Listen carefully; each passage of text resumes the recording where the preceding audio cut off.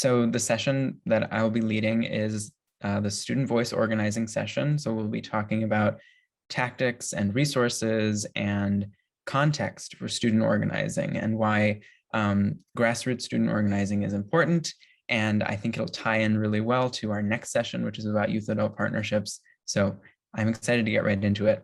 I'm Paris, and I'll be presenting for hopefully a kind of short amount of time at the beginning, and then other facilitators, Rachel, Amaya, and Hannah, and maybe JD as well, will help me kind of move into breakout rooms for small group discussions and discovery, and that'll all be based on your interest areas. So I'm really excited to maybe actually empower some of you to take the first step in organizing and find what you're interested in. So I can go ahead and share my screen and we'll get started. Okay, so I hope you can see this well. This is the student voice organizing session, and here's the little agenda. This next piece is about visualizing power and as it relates to this space specifically. So I'm not sure if I'm actually able to do a Zoom poll, but I'm going to do something else. In the participants tab, maybe, well, no, that's kind of hard. You know, it's all right. We have an idea, so I'll just talk about it. So as JD talked about in their session earlier, there's an inherent power dynamic between youth and adults. And spaces that are dominated by adults and spaces that are dominated by students often have inherent imbalances of power because of that, because of things that are traditionally held or allocated to adults in terms of power and what is not allocated to students. So in this conference, we actually have a lot more adults than students, which is notably different than school.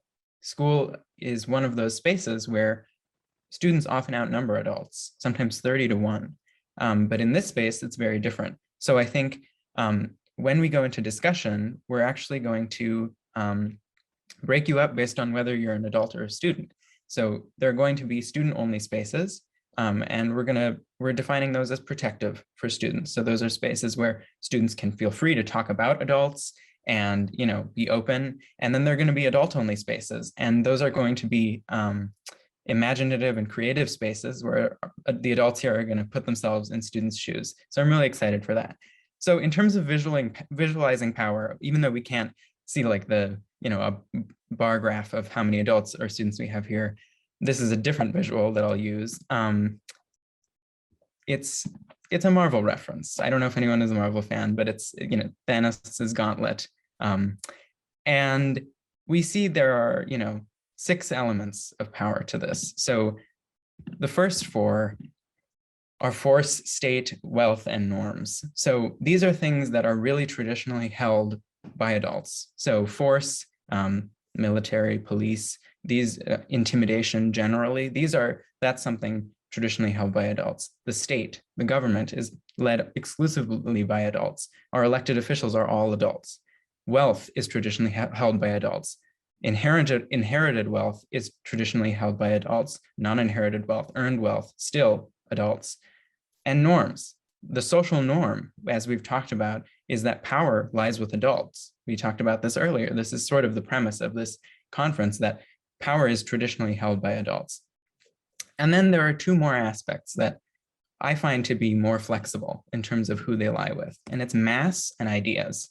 Mass referring to strength in numbers, the actual population of people, and ideas being creativity, innovation, and just and even the spread of ideas, the pace of ideological change. These are things that are more flexible, and we're going to talk about how students can reclaim those to coalesce power. So student organizing, and we're talking about it as if everyone sort of knows what it is, but we're gonna just to create sort of some common language. Student organizing in this context means the process of reclaiming power through collective action and teamwork, and using that power to make change. So as we talked about earlier with those 6 aspects of power, mass and ideas are really integral to how students can reclaim power and how they can organize. And what's great about those 2 aspects is that they feed into each other. As you amass more people, as you coalesce, the pace of ideological change increases. And ideas and creativity and ingenuity are, sped up. And one place where we really see that is in social media. Youth have cornered the market on spreading, ideas on social media and creating a collective understanding about various high-level issues. So I think that's one really great way, and that youth and students are able to reclaim some of that power. So when I'm kind of rushing through this, I'm going to slow down a little bit. I'm ahead of schedule. When we talk about organizing, also student organizing, when it comes from a grassroots place, it can be hard to figure out how to start. It can feel disorganized. There might not be a structure. You might have to work outside of school. You might have to work against your school at times. So it can feel like you're lost or that you're unsupported. So creating a organized structure for organizing is really useful. So here's a general template, an idea. So the first step being identification. What is the problem that is affecting students? And specifically, how is it affecting you? Being able to relate personally to an issue is a great way to be motivated to organize around it. When you feel strongly about something already, it's, follow that passion or follow that interest or follow that, past experience, good or bad. And then specification, digging into a topic and finding ways that it could motivate a coalition of other students. And then we come to relation. So finding other students who feel the same way that you do. And sorry.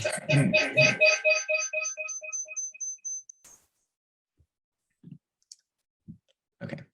And even finding adult allies who feel similarly. And that's something that we'll get to more in later sessions.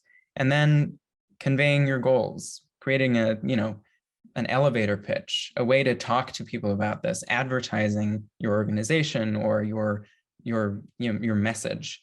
And then collaboration is also really important. Sometimes this is the hardest step. Working with the people that are maybe in power over you, or the people that you're actually trying to get to change, can be really difficult, but is integral to taking that next step in organizing. And then implementation. So, implementing your plan, growing your coalition, and claiming your power as students.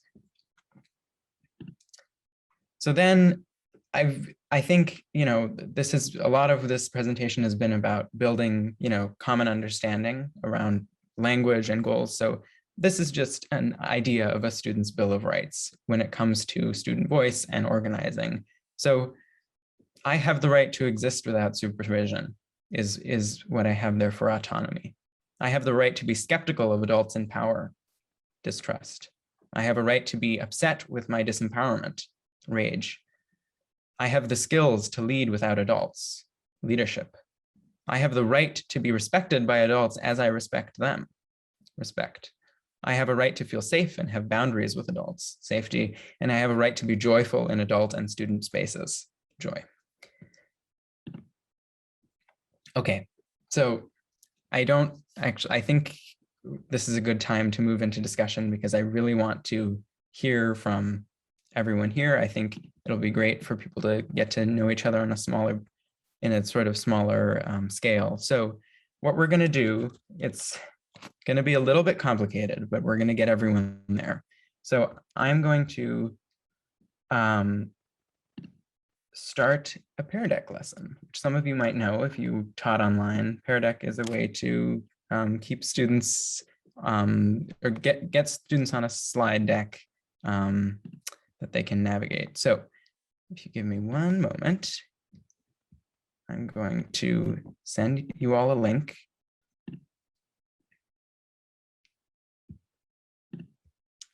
In the chat. So there's the Pear Deck. So if you'd like to join there, and then, yeah, we'll see. As you join, I'll talk about what we're going to do next. So this is how we're going to organize our breakout rooms. I know it looks a little overwhelming, but we're going to have 4 interest areas. So those are political and social activism. That'll be about, talking about civil rights and things like campaigning and public policy activism. And then we have identity and safe space. Those could be GSAs or student unions or truth and reconciliation commissions. And then we have in-school activism, which can be working within your school structure to have your voice heard about school-related issues.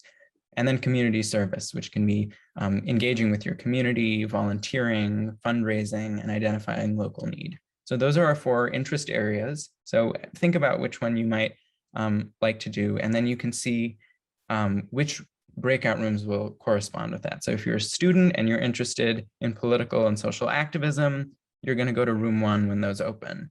And if you are an adult that's interested in identity and safe spaces, you're going to go to room 6. Thank you all for participating.